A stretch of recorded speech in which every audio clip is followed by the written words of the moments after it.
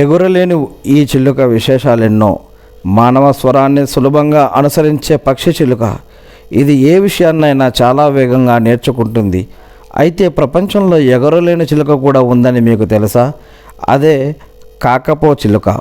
ఈ పక్షికి సంబంధించి అనేక విశేషాలు ఉన్నాయి. అవేంటో చూసేద్దామా? ఈ పక్షులు ఎక్కువగా న్యూజిలాండ్లో కనిపిస్తాయి. పొట్టి కాళ్ళు ఉండే ఈ పక్షులు దాదాపు 90 సంవత్సరాల వరకు జీవిస్తాయి. అధిక కాలం పాటు జీవించే చిలుకలు ఇవేనట.